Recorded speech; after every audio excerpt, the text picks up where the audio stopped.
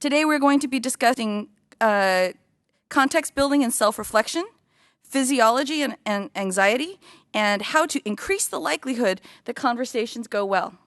And now I'd like to introduce Ms. Lauren Glickman. Her full biography is in your course materials. Thank you. Thank you, Deanne. I'm really delighted to be here with you all. My intention for the session is to share some concepts and ideas that are transferable and applicable to the difficult conversations that you encounter in your life. And I want to be really clear at the beginning that this isn't about how to handle, manage, or deal with them better. This session is really about how to handle, manage, and deal with yourself better. And what I mean by that is that one of the things that people sometimes expect from the workshops that I give is to learn tips and tricks for dealing with difficult people. But what we're actually going to talk about today is how you can influence yourself before and during those conversations so that when you're faced with a difficult conversation, you have an increased likelihood that it's going to go well. As Deanne said, we'll have questions and answers during the end, and hopefully we'll get to all of them. Feel free to write to me afterwards if we don't. So I want to start by talking about trauma stewardship, which is a book that was written by Laura Vandernoot-Lipsky. My understanding is many of you are working with clients who are facing difficult, if not painful and traumatic experiences. So you're sitting with people's pain and hardship on a regular basis. The way that we deal with this is what is called trauma stewardship. And the way that it's put in this book is brilliant. I highly recommend everybody read it. The way she talks about it is that trauma stewardship is about the entire conversation about how we come to the work that we're doing, how it affects us, and then how we make sense of it and how we learn from that. And I love this because it really brings us into the conversation because we are the single most important ingredient in any conversation that we're having. It's the only thing that we can control, which is why we're focusing on ourselves today. So the other thing I want to mention about trauma exposure response is that it's not something out there, outside of us that we are going to talk about objectively, right? This is something that happens inside of us as a result of what's going on around us and what's going on inside of us. So the way I like to think of it is that, we all have two things in common without a doubt. We were all born, and now we're all on this call. But everything in between is very unique to us, and that is where the trauma stewardship lives. So yes, this is about difficult conversations and how to make them better, but I like this frame because it really says we have some say in how things go, and what we're going to talk about is how do we influence ourselves, and how can we influence the situation. Okay, so one of the places I like to start is really talking about the messages that we received as we were growing up. We all have a FU, which is our family of origin, and we all have a KU, which is our culture of origin. And in these two groups, we were given messages about how to be with other people, how to be in groups with other people. Some of these messages are helpful. Some of them are not very helpful. I'm going to give you a couple examples so that you can see how I worked it out in my own life. And then my hope for you is that it's transferable. You can then go take this list on the slide deck and see which ones resonate for you, and then you can work it to figure out what messages you got that are working really well for you or what messages are not working really well for you. And the reason why this is important is because when we have messages that we got and we are functioning as if that's the only option we have, it can get in the way of having excellent, difficult conversations. So the example I think will help. So anger at the top of the list. We often do not develop really empowered relationships with anger. In my family of origin, I had a stepmother, a stepbrother, my dad, and myself. And my stepmother was a very volatile woman. She was angry a lot. And the way she handled her anger was by being really loud. And, as a 5, 6, 7, 8-year-old, that was kind of scary. So she never said to me, "You don't have permission to be angry." But that is still the message that I got, that I just shut down and tried to stay as quiet as possible because I thought that would help her and keep her less angry. So I grew up with the message that anger is dangerous, right? So as you can imagine, as I grew up, if I got angry with a friend, I wouldn't say something. Then I started having relationships, getting angry. It didn't work. So I had to do some work so that anger did not get in the way of any difficult conversation I needed to have. So another example of a message I got that was actually really great that helps me is I grew up with very curly hair, right? And so I hated it, and everybody else seemed to love it. So I got compliments on it regularly, but I didn't like it at all, and it embarrassed me. And my dad said to me, so this was a verbal message I got very directly. He said, all you have to do is say thank you. Just say thank you. Anytime someone compliments you, just say thank you. So I grew up with people complimenting my curly hair, and I was like, thank you, thank you, thank you. But now when someone gives me a compliment, I have that practice so I can just say thank you. You know, many of us have discomfort around receiving and giving compliments. It's not a comfortable thing. I don't sweat it. I don't stress about it at all because I got a message that helped me deal with compliments in a way that's comfortable. So I want you to look at this list here, and there's certainly lots of other things that could go on this list. And I'm not suggesting you figure out your messages for every single one unless you're energized to do that. What I'm suggesting is see if there's anything on this list or anything that's not on the list that you can see you are repeatedly uncomfortable about or you're repeatedly stopped by, because that's where you're going to get some power. If you can look at that and figure out what the actual stop is and work through it, then it won't be in your way nearly as much. Right? I'm not saying I handle anger 100% beautifully every single time, but I am able to have a functional relationship with anger so that it does not throw me off course and keep me from being connected with the people that I want to be connected to.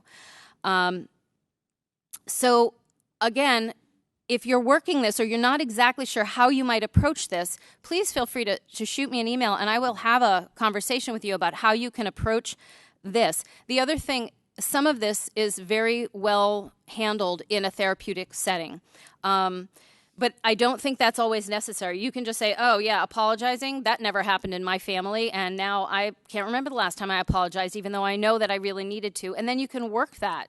You know, you can work that and say, what am I going to do next time, and start creating some new choices.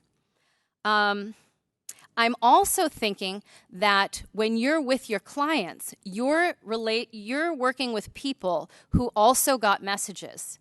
And some of them may be displaying some dysfunctional behaviors because they don't know how to deal with anger comfortably.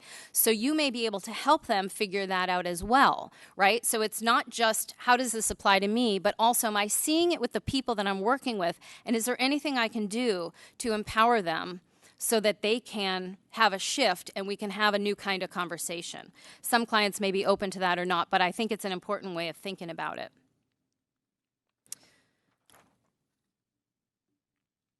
So another concept that I think is really interesting and important in this context is the locus of control, which is a theory in personality psychology.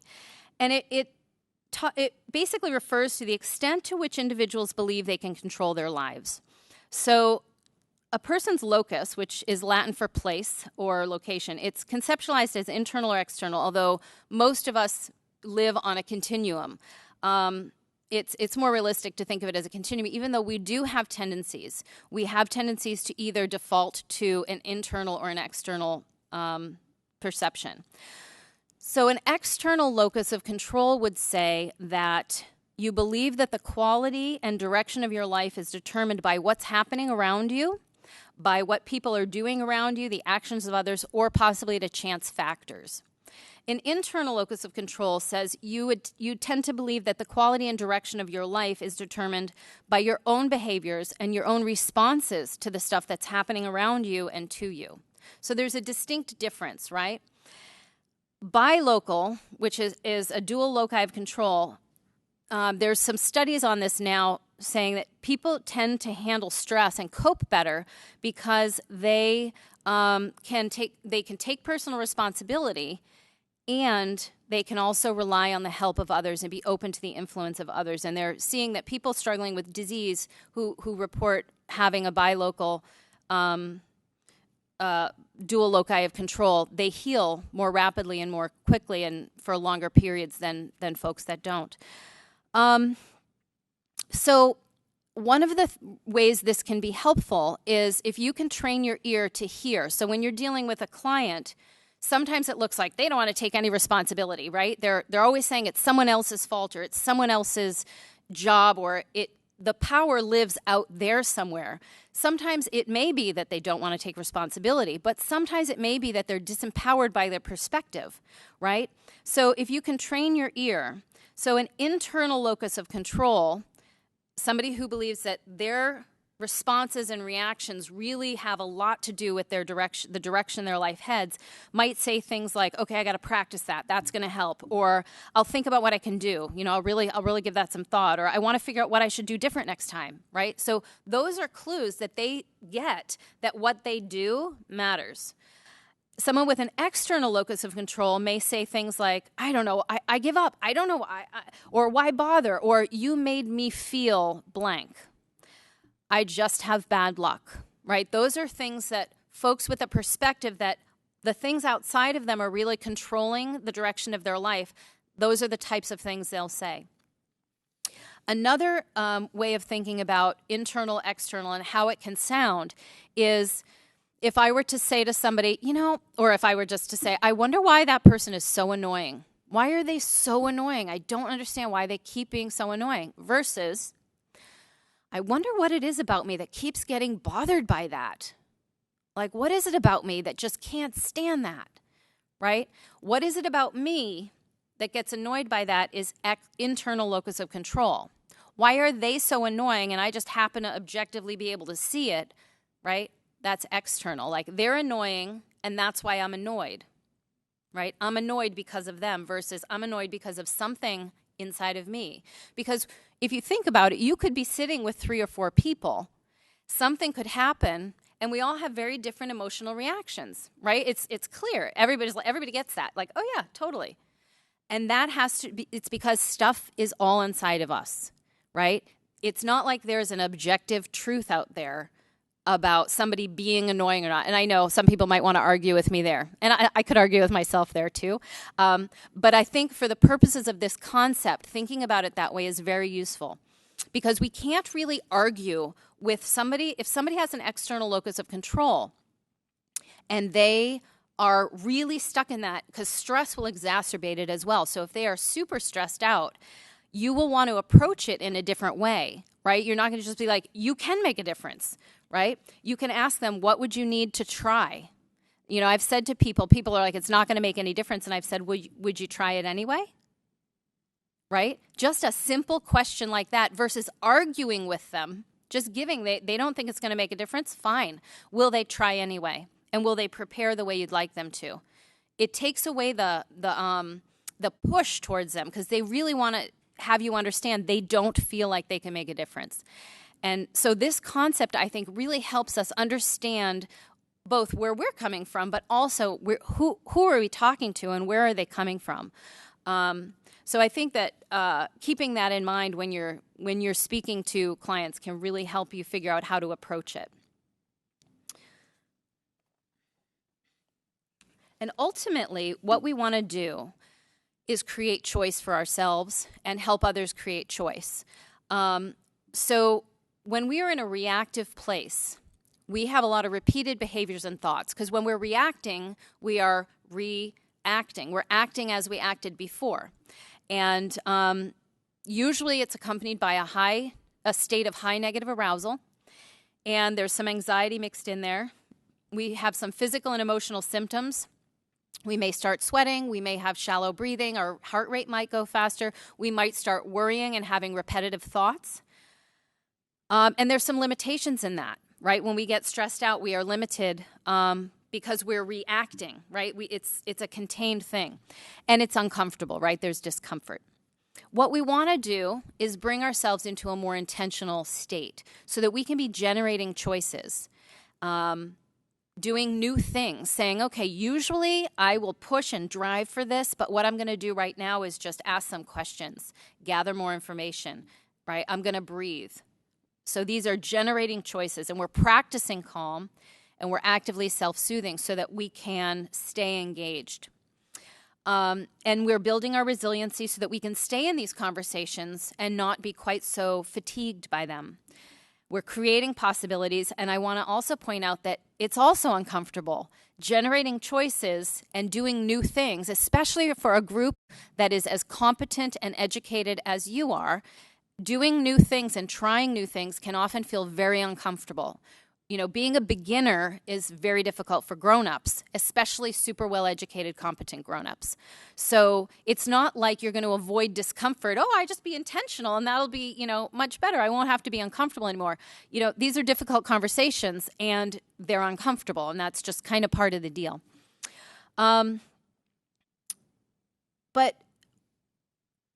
So I think of this, thinking of all the things that we just talked about and really doing some work about, you know, the messages we got in our family of origin, our culture of origin, and, you know, thinking about our locus of control. Do I feel like I'm in control? Do my partners in my conversations feel like they're in control? Thinking about these things is really like putting on an oxygen mask before you're helping others. So we're really looking at what can we do for ourselves. And now we're going to go into some of the things that you can really do for yourself. Well, first we're going to actually talk about a tiny bit of physiology.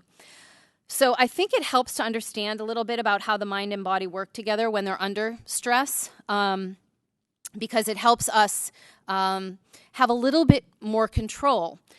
So your autonomic nervous system, it's kind of like a control system. It functions predominantly below consciousness, and it controls things such as our heart rate, our digestion, pupillary dilation, perspiration, things, all of those involuntary functions. Most of them are involuntary, but there are some that work with a degree of conscious control. So things like breathing, right? You can hold your breath, swallowing, and sometimes your heart rate as well. You could consciously intend to slow your heart rate down, and that can work.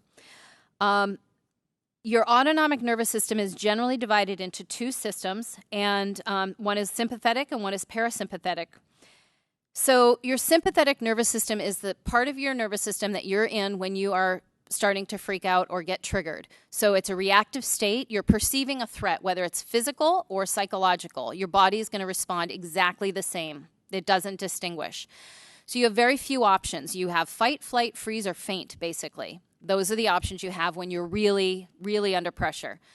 You get less articulate and less creative in general, and you have fewer options. So if you think about when you would be in this state, when it would be perfect, you know, if there's a bear chasing you or there's a fire, you really want to have few options. Because lots and lots of options, it's just going to make everything go slower, and you've got to be fast. So when your sympathetic nervous system is kicked in, you've got a burst of cortisol, which is the alertness hormone. You're also going to get adrenaline and a bunch of other things so that you can work quickly and efficiently. So it's a good state to be in when that's what's happening.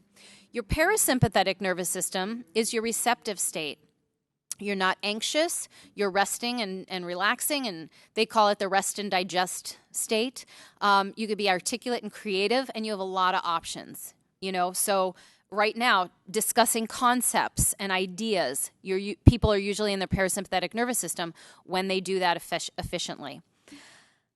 So why is this important? Because one of the things that happens for us is that we keep ourselves in our sympathetic nervous system a lot longer than we need to. So, for example, if you think about a lion and a zebra, the lion's chasing the zebra, right? Just racing towards it, tries to get it, swats at it, misses, and slows down. And the zebra goes over and joins its zebra friends, and the lion lays down panting.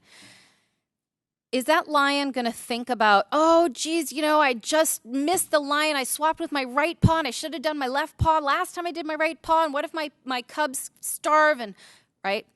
That lion is not going to do that at all. The lion is going to rest and return to its parasympathetic nervous system so that it is at the ready the next time it needs to exert itself. But what do we do as human beings? We chew on things over and over again on a regular basis, and we end up remaining in a state of high negative arousal even when the threat is not present. Because our autonomic nervous system, the toggling back and forth between sympathetic and parasympathetic is because of our thoughts. You could be in a yoga class and still have thoughts that keep you in your sympathetic nervous system in a high state of negative arousal, or even a moderate state of negative arousal. So you're having cortisol getting pumped out when you don't need it, right? And this is not a good state for our bodies to be in. So what we want to do is make sure, the reason why I think this is relevant to having difficult conversations is because we want to make sure that we give our brains a break and our bodies a break so that we can stop chewing on things we have no control over or that aren't happening yet, right? How many of us worry just, days/weeks/months in advance of things? Really spend a lot of energy and angst on stuff that's not now. And we also listen to NPR and the news, and there's plenty of stuff there that can put us into a state of negative arousal. So we want to give ourselves a break and really try and direct our thinking in some ways. One of my favorite stories about intentional thinking happened when I went to the Holocaust Museum way back when in '94, and at the end of the museum there's a little theater, and they have videos of survivors talking. And one of the guys on the video was telling a story of his friend Shmuel, and they were in a concentration camp, and Shmuel was praying all day, every day, and usually you'd pray morning, sunup, and sundown. And the friend asked Shmuel, "Why are you praying so much?" And Shmuel said, "I'm thanking God." And he just goes back to praying. And he said, "What are you thanking God for? Look at where we are." And Shmuel said, "I'm thanking God I'm not one of them." And he just goes back to praying. And, it felt like I got struck when I heard that, because it was so profound that in the middle of all of that, he found something, one, to be authentically grateful for, and he insisted that his mind dwell there. That, he knew that's where his mind needed to dwell. So I think about Shmuel sometimes in traffic. I think about Shmuel regularly throughout my life, because it reminds me that I actually have a choice about where I let my mind dwell. Because if I let my mind dwell on stuff that puts me in my sympathetic nervous system, I don't do myself any favors in the face of difficult conversations, right? I want to be as calm and collected so that I can really hear and listen and be creative, right? And be more articulate when I'm having those. But if I'm already aroused in a negative way, I'm not going to be as capable of that. And that's why I think that this is so important, that we acknowledge our nervous system and that our minds have something to do with it. Our minds put us there. So we've got to be kind to our minds in a way and make sure we have certain thoughts on purpose. What do we want to think about on purpose? And then that will help us have more effective, difficult conversations. Okay, so another thing that happens for us is that we get triggered. A lot of these are given to us by our family of origin and our culture of origin. So what we want to do is diffuse the triggers as much as we can. So these triggers kind of work like alarm bells, right? So when we perceive a threat, whether it's physical or psychological, we're going to go into a state of alarm, which we just talked about. And it can take us off course and make it more difficult for us to stay fully engaged in whatever we're doing. And our triggers are very unique to us. It's not like they're all the same. So some of us are bothered by one thing, and another person barely notices. When you can identify your triggers and understand where they come from, which is most often our past in our family of origin, and you need to get more specific than that, like where in there did they come from?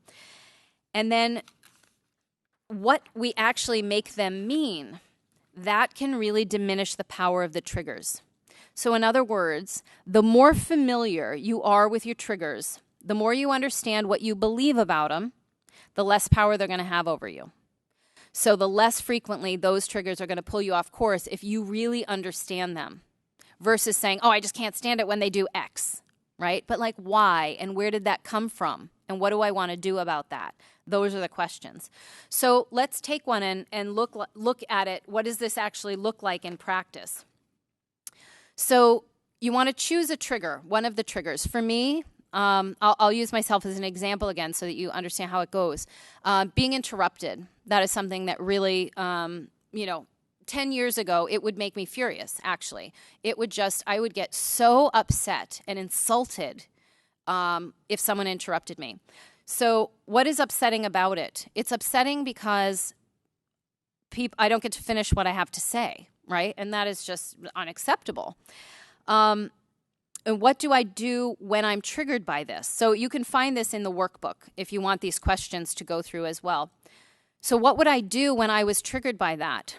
I would stop talking, and then sometimes I would actually not finish what I was saying, even if the person asked. I'd be like, oh, I can't remember, even if I did, because I was so insulted and thought they were so rude that I just wanted to be rude back.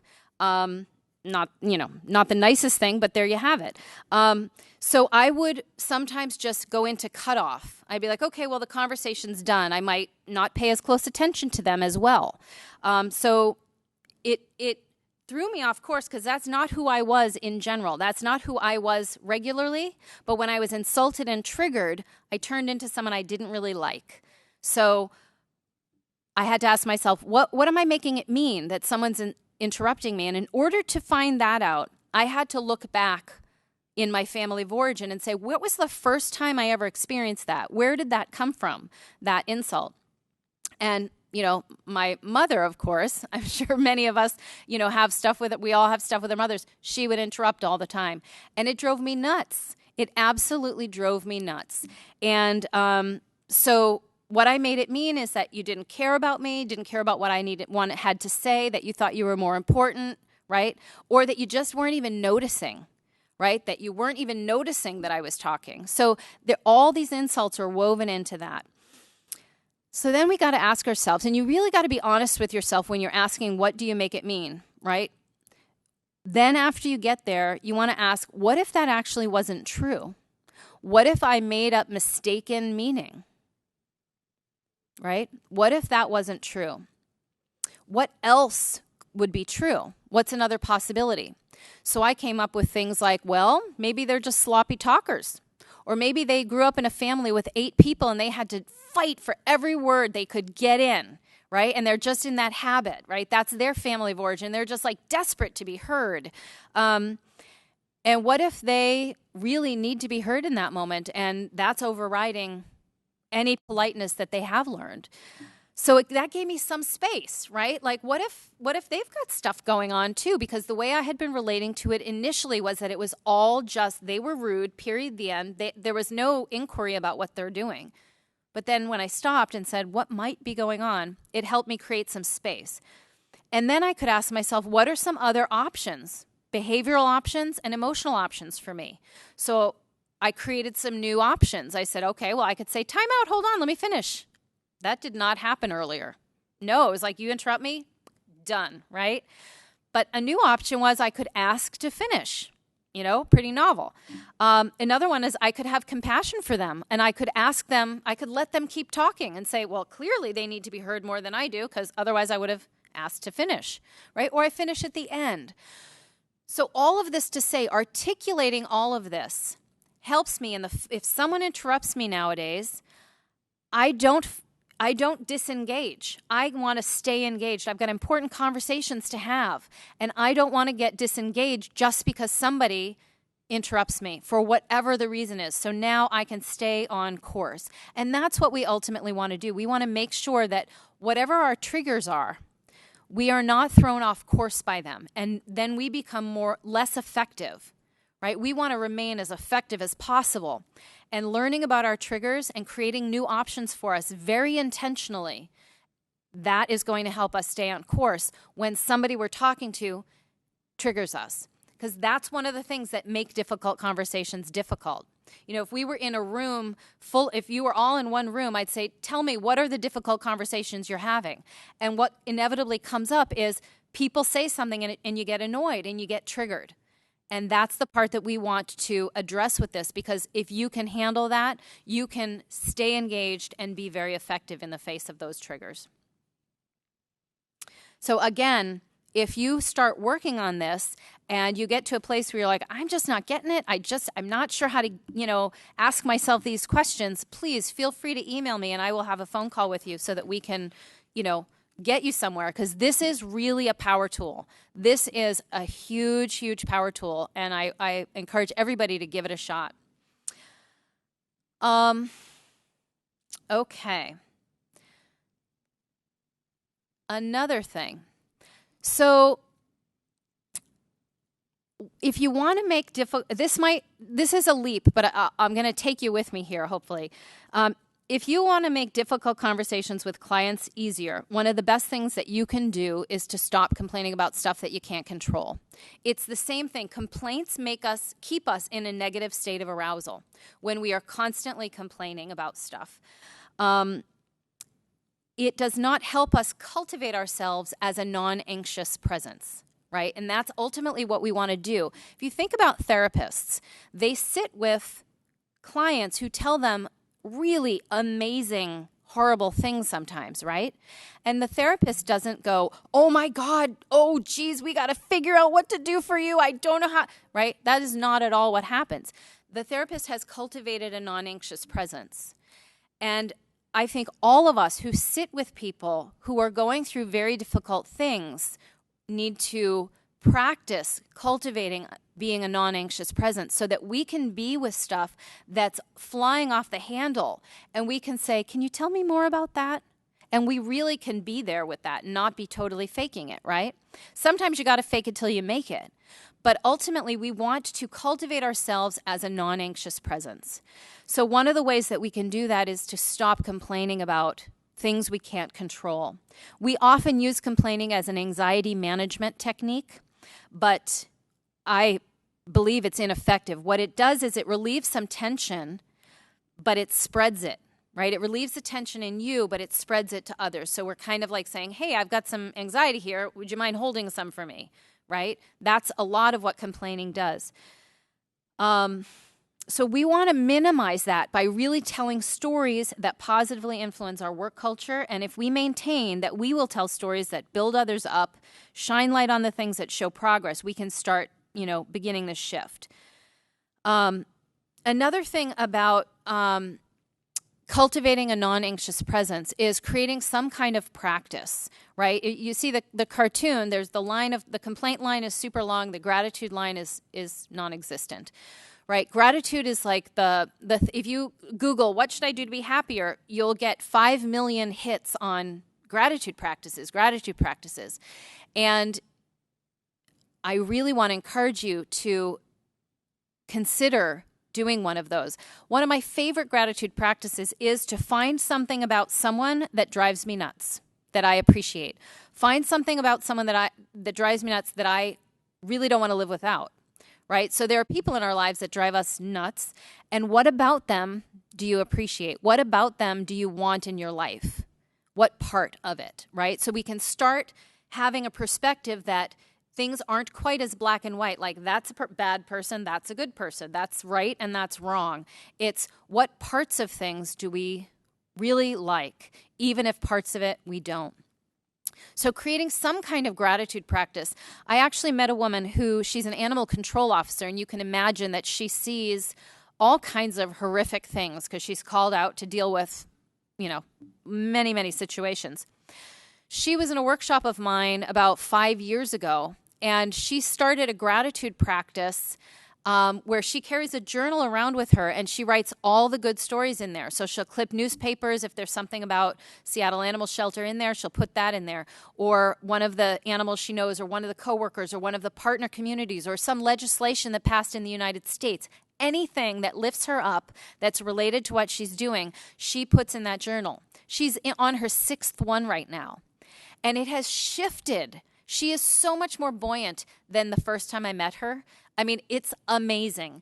And she just took it on so strongly. And it really has made such a huge difference. And I encourage you to do something. Some people write thank you letters to people and don't send them, right? You don't have to send them, but they have a practice. That's the point, is that it's a practice. And so you're like, well, why is that going to help me have difficult conversations better? Because it puts us in a different state.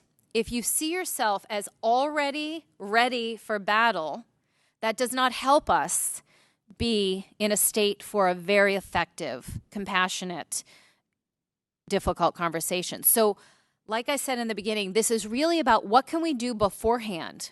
What can we do to help ourselves be more effective in these conversations? Creating a gratitude practice, not complaining about things we can't control, those are two things that will absolutely help you be in a better state of mind and physical state to have these conversations. Now, I do want to say that this does not mean that you can never talk about what is bothering you or share a complaint. But what it does do is it calls us to consider where, when, and with whom we're going to share things. So I have a colleague who we have an agreement, and if I want to talk about something, I can call her and say, hey, I want to share a complaint with you, and I want to do it in a way that helps me have a conversation with someone else, right? So I'm asking, if you see the next slide, I'm triangulating with her, which is the looping in of a third party.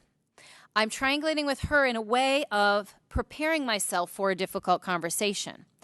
So triangulation is something that happens all the time everywhere, right? Two people is a dyad, and that is the most intense human group there is. There's nothing to dilute us, right?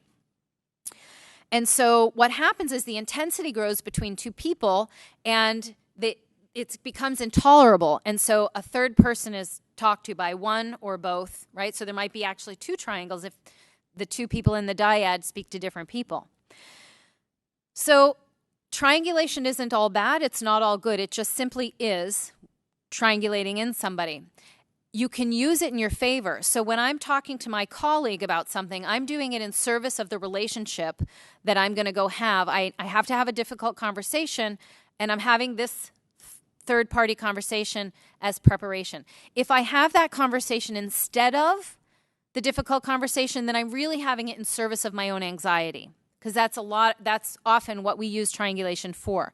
But if you think about, I think attorneys are often triangulated, HR professionals are triangulated, therapists are triangulated. We can't come to agreement here. We're in a conflict. We need to bring in somebody else, right? So it's not that triangulation is bad, but we want to make sure that we're doing it in a way that serves our relationships versus serving our anxiety, okay?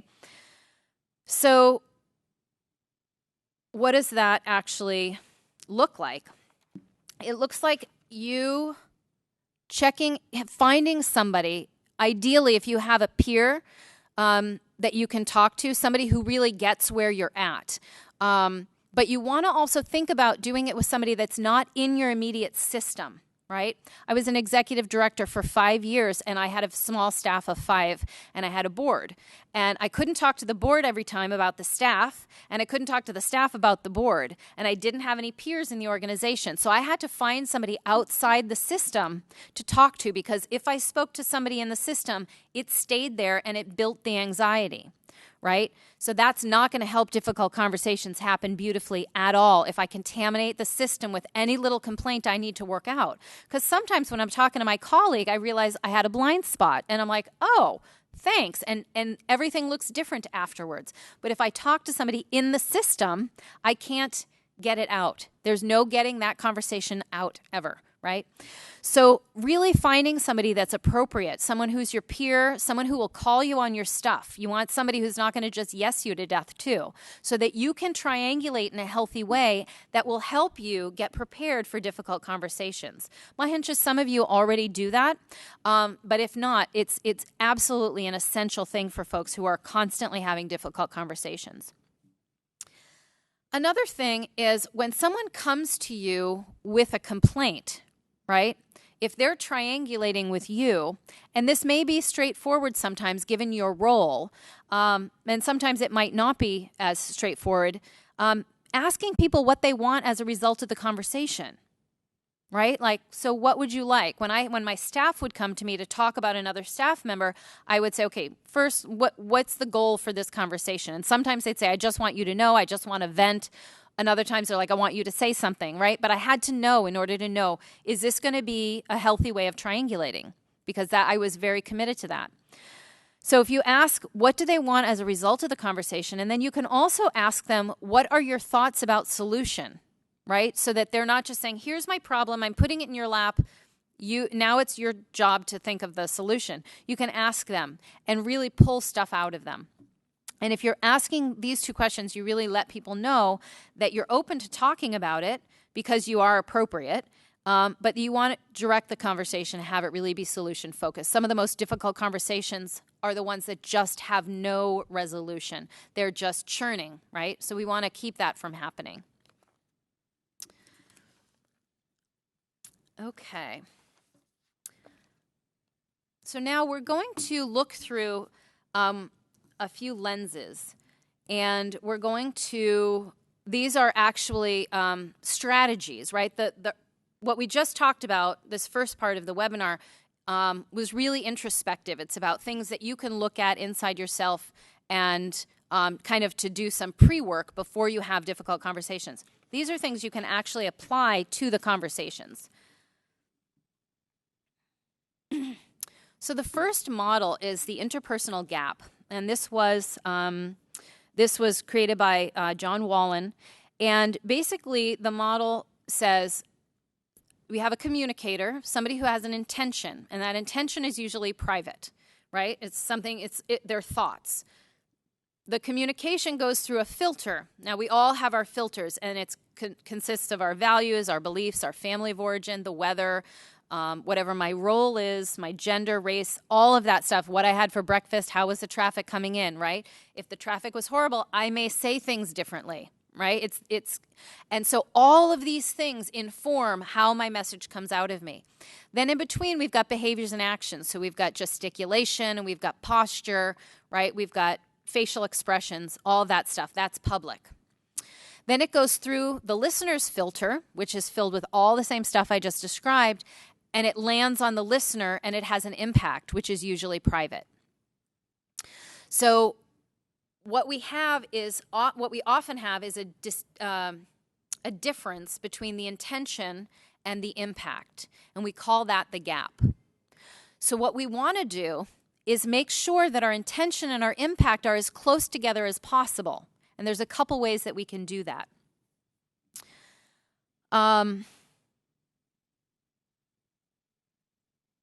Leading with intention and checking for impact or checking for understanding. Those are two things that we can do to help reduce misunderstandings and help minimize the gap. Now, I want to say something before we go into that real quick, that we often relate to communication like it's in the hands of the speaker. We often relate to communication like it's saying or telling, right? We don't often think about how we're listening and the kind of listening I'm bringing, and thinking about the listening, the filter that I'm listening through, right? I assume I heard it, so I got it, right? And if there's a misunderstanding, I think we often say, well, it's because I didn't use the right words, or I just didn't put it the right way, or, you know, there was lots going on, so she didn't actually hear the words I said, right? But this gap, the interpersonal gap, really describes a more comprehensive way of describing communication, and it puts the responsibility on both sides of the communication, on the saying and the interpretation. They're both equally important. So closing this gap really involves a two-way process of filling in that missing information of what was the intention and what was the impact, right? So we want to share our intention and share the impact. Now, how do you get to the intention, right? It's not always easy to think about what our intention is, right? If we're going to have a conversation about, let's say, as an example, we have a bunch of coworkers, and they're all hanging around talking and chatting, and one of them uses cuss words and says inappropriate things and makes some folks feel uncomfortable, and it got reported to you, and you need to bring this up, let's say, right? Great worker, the person who cusses is one of your favorite workers, but he's doing something that makes others uncomfortable, and so you're going to need to bring it up. So if you think about what is the intention for talking, right? You could say, well, the intention is I want him to stop saying swears, right? But that's not actually the intention. We got to ask ourselves, why do we want him to stop saying swears? What would that provide, right? And so we can drill down by using a technique called the 5 whys. It's a very effective technique for getting at what your actual intention is. So if you were to say, why do I want John to stop swearing? Well, because I want, everybody to feel comfortable at work, right? So you could stop there. You could say, that's a great lead. Hey, John, I want everyone to feel comfortable at work, so I want you to stop swearing. That's one possible. You could ask yourself why again. Why do you want everyone to feel comfortable? Because I want my team to be as productive as possible, right? Okay, so you could stop there and say, hey, this is all about team productivity, and I need to talk to you about something, but it's about team productivity and comfort level, and we got to just talk about something that I've been noticing. Can we do that? Right? So it sets up an invitation to talk about productivity and comfort levels. And John, hopefully, will say, yeah, I want to talk about productivity and comfort levels, of course, right? And then you can say, well, I got this report. It's still a difficult conversation, and you're still going to deliver the issue.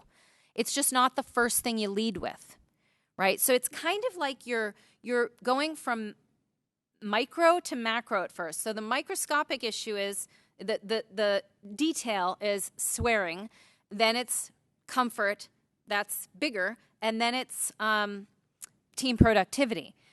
Then you go backwards. You go from macro to micro in the conversation, right?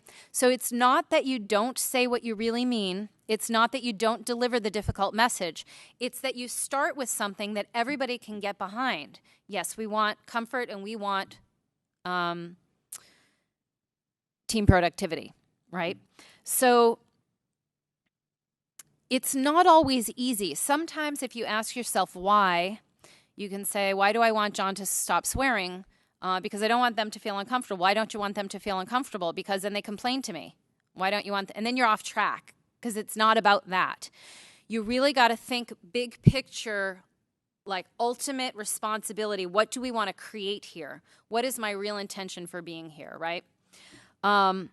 So you can get stuck, and again, I'm going to say it again, if you have a difficult conversation that you are dreading, or that you really are like, oh, this is beautiful, I got to lead with my intention because it's such a hot topic, and then you find yourself getting circular or you can't quite get there, please email me and I'll coach you through it in a 5 or 10 minute phone call, and you will have a wonderful beginning. They say, I heard this, I wish I could find the source, but that if a conversation begins well and ends poorly, it is remembered better than a conversation that begins poorly and ends well. So the saying, all's well that ends well, isn't really true in this case. It's all's well that begins well. So we want to put the energy and focus in at the beginning so that we really can begin these conversations as well as we possibly can. It gives us a much greater likelihood that the ending is going to be good, or better at least. So I'm sure John's not going to be thrilled to be told that he's been swearing too much and people complained. We can't avoid the impact of his behavior on him, but we can try and open him up to the feedback, right? Open him up and start with something that he can get on board with. So that's leading with intention, and the technique is using the 5 whys to get at what you really want to start with, a big, broad picture. So let's take this example. So you need to let your client, John, know that his behavior is hurting his case. This is not the same John who was swearing. This is a different John. His behavior is hurting his case, and you need him to stop being rude to those around him, right? So that's basically it. So he's like checking his phone while they're talking. He's talking while they're talking, interrupting them, doing a bunch of, his behavior really is disrespectful in your perception, and you believe it's rude. So there's many, many ways you can start this, or you could begin this. I know you're angry, John, but you've been really rude lately, and you need to stop doing that if you want me to be effective, right? That's a possibility. You could also say, John, I really want to provide you with the best possible counsel. I need you to help me do that, and I need you to stop being rude to the other party. So you can see one leads with intention. I want to provide you with the best possible counsel. That is my intention. My intention for having this conversation is to provide you with the best possible counsel. Now, there is something in the second paragraph that I think really needs some more work. And so I'm wondering if you can see it. I'm going to give you about 10 seconds to see if there's what in there you might also break apart and explain in a different way. So the part is the stop being rude. So when you say to somebody, I need you to stop being rude to somebody, they could argue, it's not rude, I had to get it, right? There's some argument that could happen. They could dispute the definition of rude. So what we want to do is be as behaviorally specific as possible and leave out the evaluative terms. So rude is evaluative, right? It's evaluating the behavior and calling it something, labeling it. If you can avoid that and just get behaviorally specific, like, John, I really want to provide you with the best possible counsel, but I need you to help with that. I really need you to stop checking your phone, and I need you to make eye contact. Those are two things that I think would really help us show up beautifully. And that's what I need, right? So instead of saying, I need you to stop being rude, you're telling this person exactly what behaviors you're seeing that you'd like to be changed. It gives them something to act upon rather than them saying, he wants me to stop being rude. Fine, I won't be rude. I'll just sit there and look and, have my arms crossed and I'll pay attention. But it doesn't actually address what you're getting at, right? So being as specific as you can is going to help deliver the message, especially if it's a difficult conversation. You don't want to give something that can be disputed. You want to be behaviorally specific. And then also, if you have created your intention as an invitation, these things will be heard a little bit more easily. It doesn't take all the difficulty out of it, but it absolutely helps. So when you are thinking about how you're going to begin a conversation, I would encourage you to write it out a couple different ways. I'm not suggesting you do this for every conversation because oftentimes these difficult conversations pop up. But if you know you're going to initiate a conversation and you know it's not going to be the easiest thing to do, writing out a couple possible scenarios or a couple possible beginning sentences can really help you figure out your intention and the behavioral specificity that you need to get at.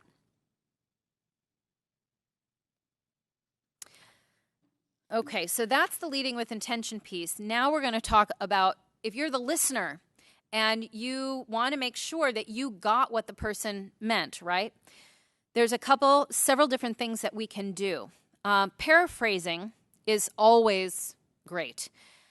Not parroting, right? You don't want to just say the words back, but you want to say, okay, I heard those words, I've made up meaning about it, and now I'm going to share the meaning with you so you can tell me if I've actually interpreted it appropriately. So you're not parroting, but you're paraphrasing. As a listener, you can say, hold on, I just want to check in with you and make sure I got what you mean, right? Now, occasionally one thing about paraphrasing I want to say is if you're the speaker and your listener is not asking to confirm understanding, you can invite them. It's a little awkward sometimes, but you can say, hey, I just want to make sure that we are really communicating here. What I'm talking about is pretty complicated. Can you just let me know what you got from what I said? A lot of times we ask kids to say what they thought, so it can feel weird to say that. But I think just owning that awkwardness helps disarm it and alleviate some of it. So if you're the speaker and you want someone to paraphrase, asking for it, I think is beautiful, and I think it's important, especially when it's complex messages. If you're the listener, your speaker will be so relieved that you said, "Hey, I just want to check and make sure I got what you're meaning." So paraphrasing is beautiful. Sharing assumptions also. This one's a little harder sometimes because we often don't even know we have assumptions until they're unmet or until we're upset about something and we're like, but I thought, right? We have these expectations, and when they're unmet, we feel it, and sometimes we just don't feel it if they're met because it's just the water we're swimming in. So what you can do to get at your assumptions, and if you're having a complicated conversation that's difficult and you want to check your assumptions, you can ask yourself, what do I think comes next? Now that I understand all of this, what do I think comes next? And then externalize that, verbalize it. Or what are my expectations based on what I understand? So you'd paraphrase back what you understand and say, and so I think that means that you're going to do this, you're not going to do this, right? This is tough, though, when you think they mean something you don't like, because many of us want to just kind of avoid talking about that. But it's even more important when we don't think when we're not really liking what we're hearing and say, so let me just check and make sure I understand, because I don't want to get upset over nothing, right? If this is real, I might get upset, but we can own that, right? But at least we're getting upset about something we've confirmed is real and worth getting upset about, versus what happens so often is we're upset about stuff that really was just a misunderstanding or a lack of clarity, right?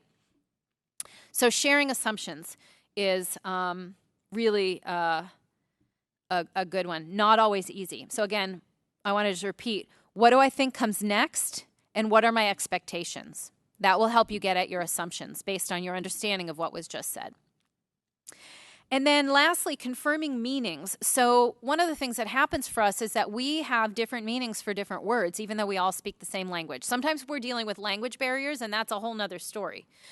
But if English is a first language right now, that's what I'm going to speak to right now. Even if English is your first language, we still relate to words very differently based on connotations, based on how they were used in our family of origin. So when people say ASAP, if someone says to me, I need that ASAP, or they say, hey, I need that as soon as possible, I relate to it differently. ASAP means like immediately, like it's now on the top of your to-do list, even though you had other stuff. If someone says, as soon as possible, I think, okay, I need to do that as soon as I can based on all this other stuff I'm doing. So, I know I'm turning the heat up a little bit on it, but it doesn't land on me the same way ASAP does. So, same with words like angry, annoyed, pissed off, upset, mad. We all relate to, if we all had to put those in order of severity, we'd all have very different lists probably, right? So things like that, confirming meanings. If you can identify words in your life or words in whatever the message is that's coming across and say, I just want to make sure we're using that word the same, right? That can really help you make sure you got the message. So if someone says ASAP to you, you're like, okay, does that mean that I should or shouldn't do that before everything else? And this can really, really help make sure the intention and the impact are as close together as possible, because that's what we ultimately want to do. Okay, so I'm going to show you a video, and I want you to pay close attention. You're going to count. It's an awareness test, and you're going to be counting. And I want you to be really focused on this. It is a test, and in it you'll be able to really see something interesting about yourself, okay? So when I advance the next slide, the video will be on. So go ahead and turn up your volume. Well, if you're listening to me, it's up. Okay, here you go. Here's the video. This is an awareness test. How many passes does the team in white make? Go!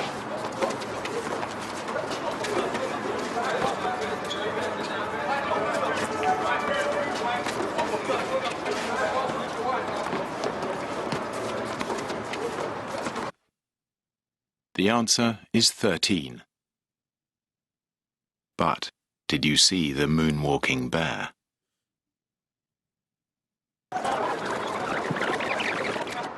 Go!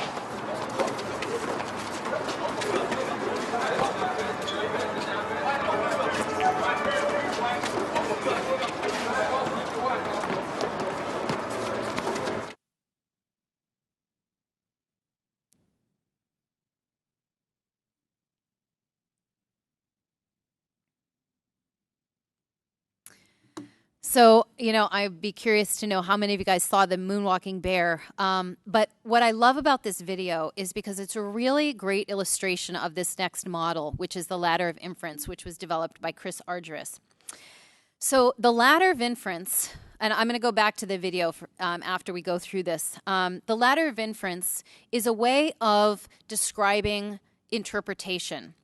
So at the bottom of the ladder, right, this ladder's in our brains, and at the bottom of the ladder is all the observable data that's possible, data and experience. And it's basically what the video camera would capture. So it has no value judgments, got no opinions, no descriptions, nothing. It's just simply what is so, what the video camera would capture. Then you move up the rung, and it's the data that I selected, right? So this is the data that I pulled out of whatever it was that I was seeing, because at any given time, there's way too much data for us to process. We cannot process all of the data.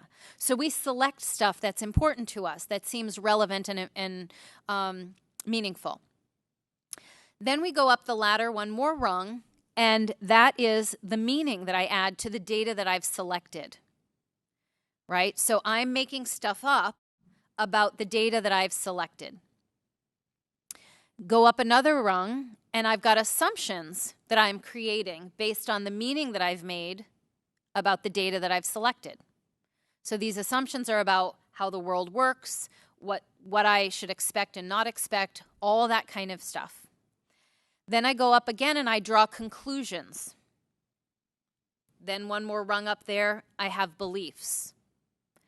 And then those beliefs inform my next actions, which gives me more data and experience, and it goes up the ladder again.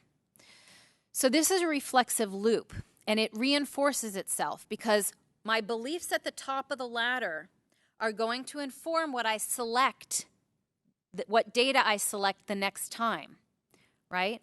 So I lose my objectivity because of this loop.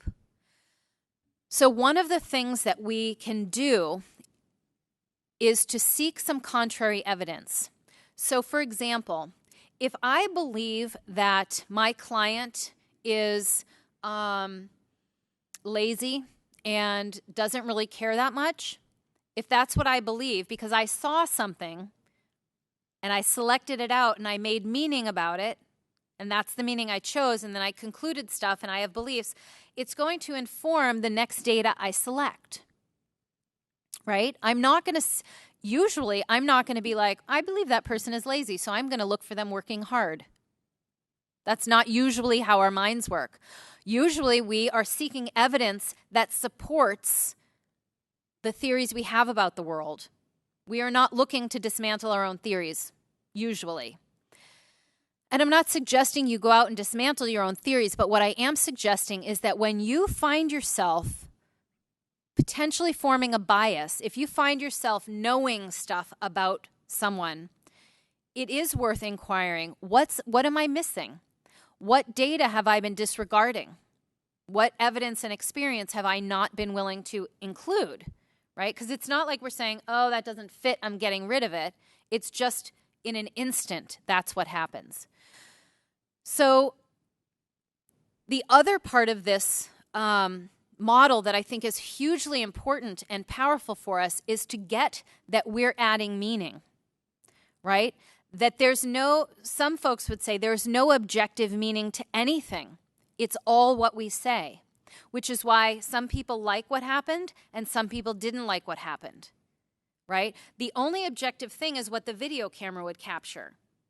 There's a fact, I'm sitting at a table, right? But whether that's a good thing or a bad thing is all because of the meaning that I make up, right?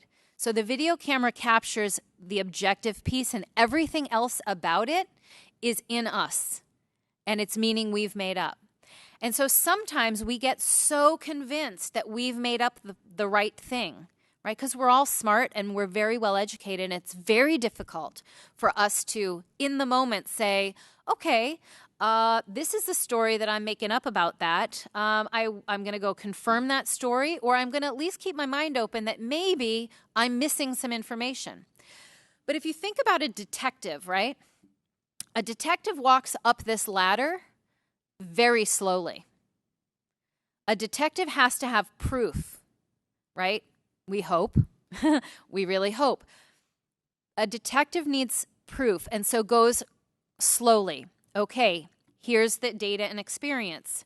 Here's the stuff that seems relevant, but we're going to take pictures in case we miss anything. They are absolutely 100% clear that there's all kinds of stuff out there. And then they're going to add meaning to it. Okay, so I see that this was over there, and I can conclude, because of proof, forensics, I can conclude something, right? But we don't do that usually. We just go from observable data to beliefs. Boom, right up the ladder. We shoot up there lightning speed. And we often don't say, hey, can I verify this, right? Or what is missing? So the dancing bear, it's right there in front of us. But when we are so focused on something, I'm sure some of you saw the dancing bear, but maybe you didn't get the right number, right? Maybe you didn't get to 13. Or those of you that got 13, you were so intently focused, you didn't notice anything else. It doesn't mean we're good or bad. It just means that our focus and what we're looking for influences how much of the whole that we see. And so to keep that in mind and to generate curiosity, to really generate it, that's one of the choices. If you remember back in intentionality, when we were talking about going from a reactive state to an intentional state, being really intentional about our interpretation and generating choices around it and asking ourselves and others for more information so that we can build a more complete picture. But always acknowledging that we are seeing what we're seeing because of what's our priority, what's important to us, right? So I think that this is useful in a multitude of ways. One is, when just in our own everyday life, when we're thinking about what we're upset about, when we are having thinking about a difficult conversation that happened or one that's going to happen, we often already know how it's going to be, right? We've already jumped up the ladder and it hasn't even happened. So we can walk ourselves back down the ladder and use it as that kind of a tool so that we can be curious about data. I'm going to select data, but what else is important? What else might I think isn't important but want to invite anyways? And then also with your clients, you probably see your clients jump up the ladder in a split second all day, every day. So really helping them walk down the ladder so that you can talk about all the data and the meaning that's getting made, their interpretation, and start using language like, well, my interpretation is, versus, well, this is how it is. Our language really reflects our certainty about how things are. And so shifting it, so we're making inferences constantly, right? But we relate to it as we're knowing things constantly, right? We know things. So really shifting our language about my interpretation is, or I'm inferring this, or the data that I have says, right? Based on the data that I've got, or based on the information that I've got, our language can help us keep our minds open. And really, really cluing yourself in when you are finding yourself concluding things about people in particular. It's very hard for them to show up any other way, even if they have changed, even if they are making a huge effort.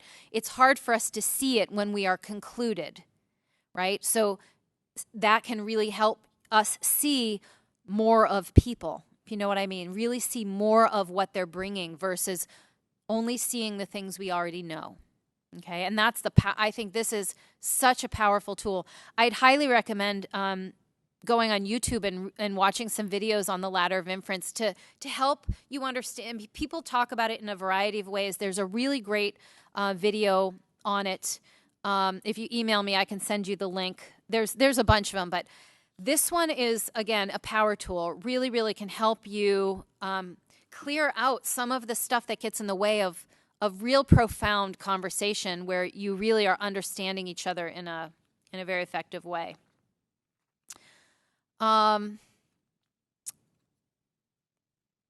So I suggest a few good books if you're interested in reading more about it. And also in your workbook, there are some TED Talks that I've included in there that are great about stress and about body language, and some webinars as well.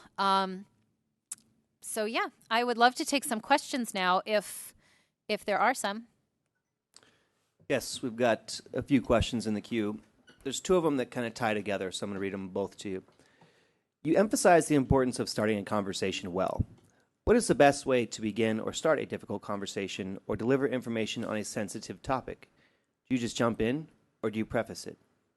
The second question is, how do you balance these strategies with controlling the course of the conversation? Basically, not allowing or letting the client or party hijack the conversation. Yeah, good questions.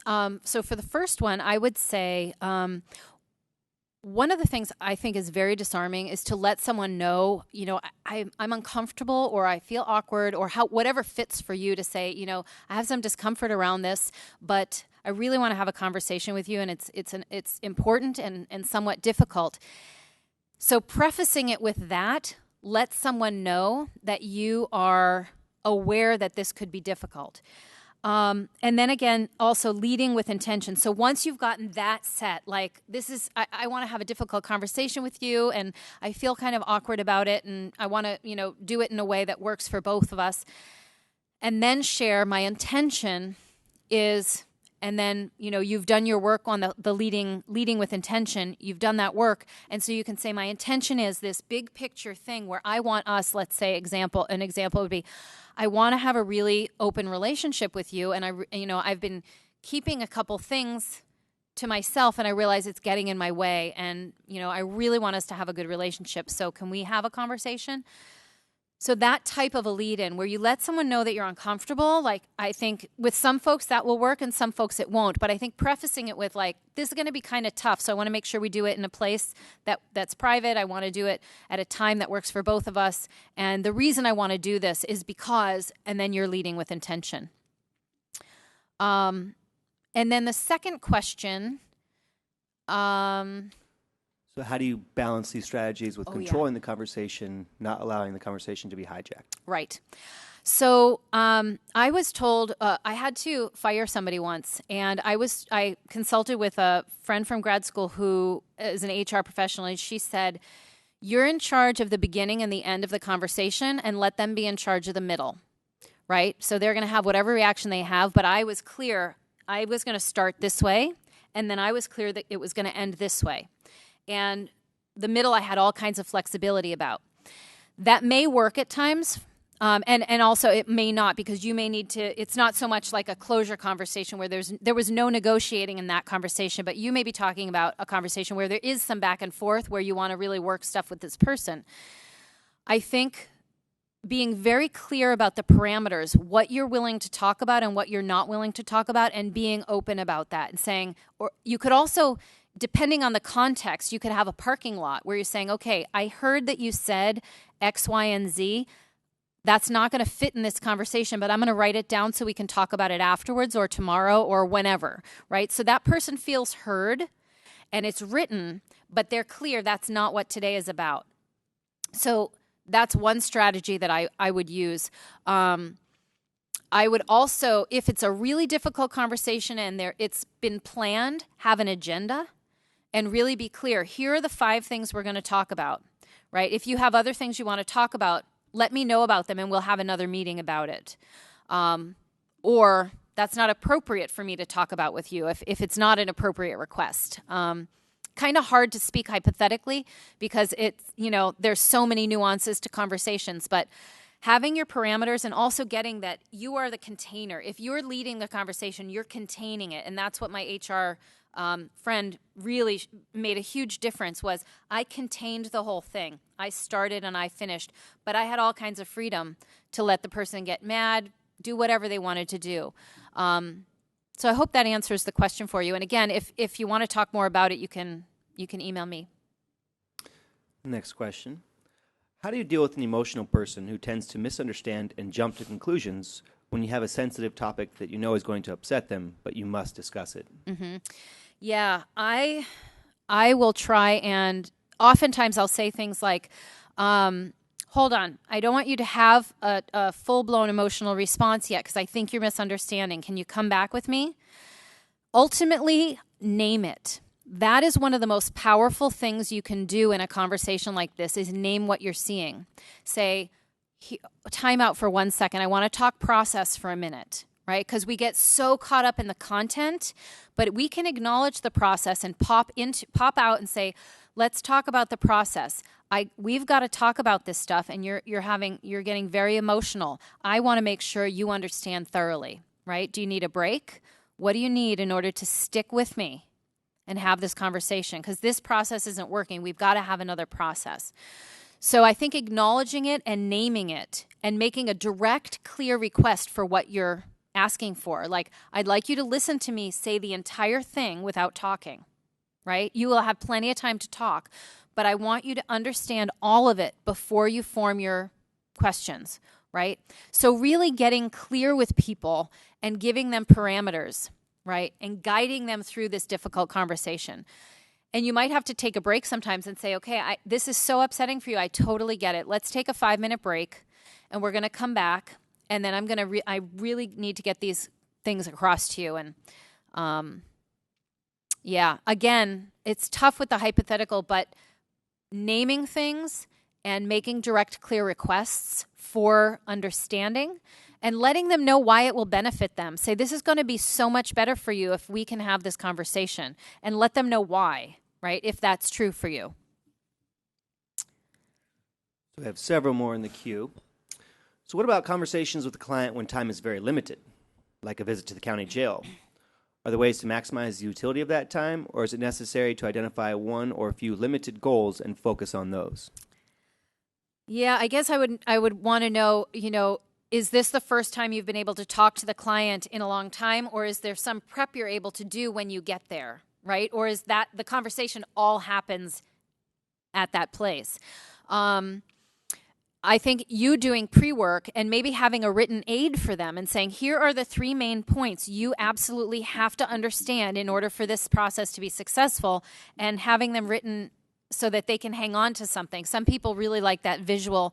I imagine some people, if they're in trouble or in stressed out, not having something written might feel like they're floating around. I would want stuff written so that I could refer back to it so I didn't have to rely on my memory. So you could help them alleviate that worry by giving them something written. Here's the 3 things you need. We're going to talk about these. So doing some pre-work ahead of time, I think, would be the best way to handle that, if that's realistic. Yeah. And we have a couple questions about writing letters. So there's 2 of them. I'll just read them both. Is there a good way to translate these principles to sending difficult letters to clients? Do you have strategies for difficult emails or letters? Say when I'm going to tell a lawyer that they've done a poor job and why they've done a poor job. Yeah, I think less is more. I think when, sometimes we want to write 3-page, single-space letters saying everything we've ever thought about this.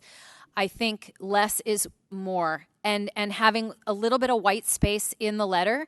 I'm a big fan of bullet points. So if you want to tell a lawyer, let's say, that you don't think they handled things well, and there are 3 main reasons, I would be crystal clear and say, I'm sending this to you, and I would lead with intention again. I think letters are perfect to lead with intention, and you'll follow up with intention too. You lead and end with intention with a letter. Say, my intention for sending this is because whatever it is, like I want to help you be a better lawyer, or I want to get this off my chest, or I want to help your client, whatever your intention is, whatever you can get to, and saying there are 3 things I want to share with you. And then you say, here are the 3 things, and then you explain them in 3 very, as short a paragraph as you can, right? So you've got your 3 bullets, and then you've got the descriptions after that, right? I think that, and keep it to 1 page, because they're not going to love it. You might also give them a heads up and say, I wanted to give you some feedback. I'm going to send you a letter. Does that work for you? Right? So you give someone a heads up. So we all have different conflict styles. Some people might feel sideswiped by a letter, and other people wouldn't. So you might not know what their style is, but you might. If you have an ongoing relationship with somebody, you'll want to ask them, is this going to work for you? So yeah, I hope that's helpful. So we only have a few more in the queue. See if more come in. Do you have case studies on the legal profession to back some of the... Do I have case studies about the legal profession? No. Okay. I had asked for a follow-up, and I'm not sure Yeah. where else it was going, but we'll see if we get one. Okay. So where does bullying fit onto the list? Yeah. So like if you're dealing with a bully as a client or as a co-attorney or peer. Yeah, well, bullying is a big dysfunction. That's really a much longer conversation. I I would identify the behavior. I wouldn't use the word bully and say, you got to stop bullying me. I would say, here's the behavior that I'm seeing, and this is what I'd like to stop. So I'd be very specific. If I were going to make a request for a bully to back off or for somebody who's exhibiting bullying behavior, I would identify the actual behavior and be as behaviorally specific. I would avoid all the labels, and I would make it a very specific request. And we just got several more in. So how do you work with the person who says yes, but does not follow through, or later says that does not fit with their work style? In other words, their response differs from their behavior. Yeah, well, integrity is always a big conversation. I would have a conversation with them and say, my intention is for us to be able to count on each other, and I want you to rely on me, and I want to rely on you, and that my intention for having this conversation is to really talk about that. So I'd lead with intention again, and I would say, I would again be very specific. I wouldn't be evaluative, so not saying like, you don't follow through, like you just don't value commitment the way I value it. None of that. None of that. You want to say, so in February, you said X and then it didn't happen, and now it just happened again with this new one, and I just want to talk, like, are we not being clear with each other? I would just say it, but I'd be very specific about the incident and when it happened, and I would try and generate as much curiosity as I could, because one of the things that happens for us is that we get angry and then we stop being curious, right? So if you don't do what you said you were going to do 2 times in a row, I'm like ready to be angry at you versus, I wonder what's getting in their way. I wonder if they feel horrible, or, right? So we get angry because we think it's something, we've made up meaning, we've gone up the ladder. So if you can really generate curiosity and it's authentic, you can have that conversation and say, I have 2 examples of this, and I don't want to start relating to you that way. But I can feel myself starting, but I want to interrupt that. Thank you. Can you summarize the 5 whys? The 5 whys, yes. That is a technique that I suggest you use to figure out your intention when you're going to initiate a difficult conversation. So what the 5 whys is not, I'm going to be very clear that it is not something you use with other people to ask them about their intention. You don't interrogate people and have them be like, well, I want to do this. Why, right? This is something you do for yourself so that you can initiate conversations as beautifully as possible. I've worked with people, so sometimes it's nice to have someone else ask you why. So my colleague and I, who I was talking about, I'm like, I don't know, I got to have this conversation. She's like, all right, let's do the 5 whys. So how are you going to start it? And I'll say, okay, this is what I want. And she'll say, why? Why do you want that? And I'll say, I want that because I want, and then I'll say that. And she's like, okay, why do you want that? And I'll say, I want that, right? So the 5 whys is something you do with yourself or with somebody who's going to help you to figure out what your intention is for initiating a difficult conversation. What other gratitude practices do you recommend besides the gratitude journal? Yeah, so I love the writing a thank you note, and you can write it to somebody alive or dead, someone animate or inanimate object. Send it or don't send it. But writing a thank you note once a day or once a week, I think, is a really, really great practice. You also could do anonymous good deeds, right? Send a book of stamps to your favorite charity without a note, right? Something like that. There's one of the webinars I suggest is called How Money Can Buy You Happiness. And they did some studies about these college kids were given money, and one group was given money to give away, and one group was given money to keep. And they reported on their happiness throughout all of these studies. And the group that was given money to give away reported a significant difference in their level of happiness. So doing an anonymous good deed is a gratitude practice in my book. You also could start your meetings, right? If you have staff meetings or you have client meetings, acknowledging something that's working well, right? We are so problem focused. And gosh, in your profession, so much of what you're doing is try and help people fix problems, right? It's such a problem-focused environment that we're in. If you can start your meetings, start your meals, start your morning commute whatever it is you want to start with, and think about what's going well. Put a reminder in your phone or in your email. Have a standing meeting Thursday mornings. What's going well right now, right? Or have something where you just look around and you write all the things that you're grateful for that is in your line of vision. And then you put that list somewhere you're going to find it later, like in a cookbook or something, right? We can get really creative about it. I could go on and on about this. But again, you can also Google gratitude practices, and there's tons of them out there. There's so many. And it's really just picking one. They also say that frequency makes a bigger difference than duration. So if you were going to meditating for 1 hour on Thursday isn't going to give you the same results as meditating for 3 minutes on every single day, right? So frequency is really important. So I don't think we have to pick giant things, but we want to do it very frequently. These little things, they make a huge difference. Thank you. No other questions in the queue, so any closing remarks you want to leave us with? Well, I appreciate the work that you're doing in our state, and I really meant it when I said, call on me if I can be of service in any way. My contact information is up right now, and I would look forward to hearing from you. Thank you so much for letting me be here. So we, of course, want to say thank you to Lauren for coming and participating in this program with us. All of you are a vital part of this seminar. We appreciate your attendance, and we appreciate the great questions that you have presented.